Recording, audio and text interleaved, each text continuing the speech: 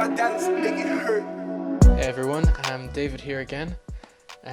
So I'm just going to be going again today and just giving you guys a scripture and a bit of my insight into the scripture, and hopefully something that you guys can learn from that, maybe a bit of encouragement, something that to keep you guys going throughout this really difficult time. So I'm going to be hopping into the book of Acts, and book of Acts chapter 14 verse 19 to 20. So before I read that out, a bit of context for this scripture now. So just before this particular passage, I have a couple of verses here. Just before that, what's happened is Paul and Barnabas, which is another apostle, close friend of Paul's, were going into the city. And in this city, they went and they saw a man on the side of the road who couldn't walk. And Paul, similar to what Jesus had done, he goes and he tells the man to get up and walk. He says, stand to your feet and pick up your mat. And so this guy then, he gets up. There's a miracle. It's incredible. This completely healed, paralyzed man.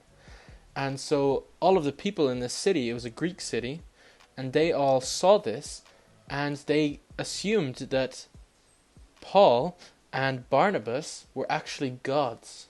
So they said that Paul was like Hermes and Barnabas was like Zeus.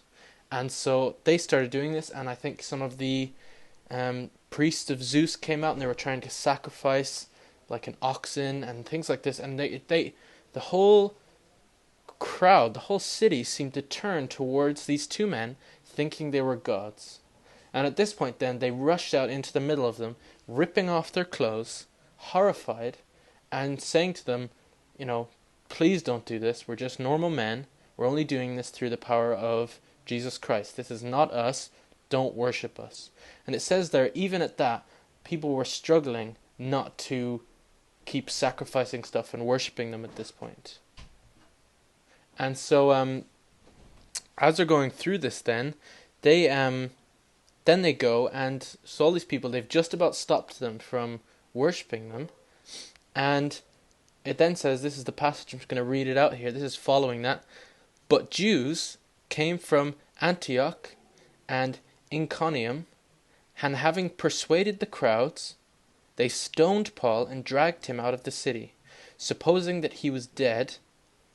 But when the disciples gathered about him, he rose up and entered the city. And on the next day he went on with Barnabas to Derbe. So this is crazy. There's a lot happened there. So they switched so quickly from being people who were worshipping Paul and Barnabas to all it took was a few people to say to them and convince them to stone them. And so this goes really, really quickly from worshipping them as gods to stoning them and dragging them outside the city, leaving them for dead. And so I just think this is sometimes I think people in our lives it's a similar circumstance to this, where you have people and you feel like they really like you and you're getting on well, and then somebody who maybe you don't get on as well with can say something about you or spread some rumor, and suddenly you are the outsider. You're on the outside, nobody's talking to you, completely isolated at this point. This is a similar thing that happened to Paul. So, but imagine that, but instead of just being isolated or maybe bullied, this guy was stoned and left for dead.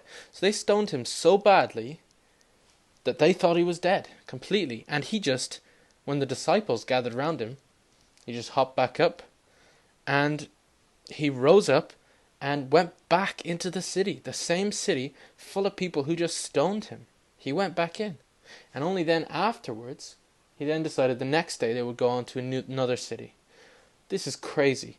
Paul is so resilient at this moment where he just got stoned. And yet he didn't even waste a minute. His disciples came around him. He just got back up and moved on. Went on to the next city. And actually after this, when he got to the next city, preached there for a while, and then he came back again to that first city.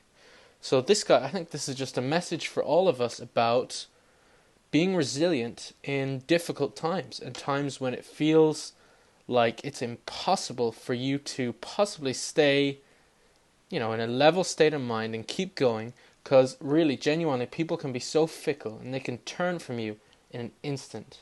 But the one thing you can be sure of won't turn from you is God. It's the only thing that you can be 100% sure won't change.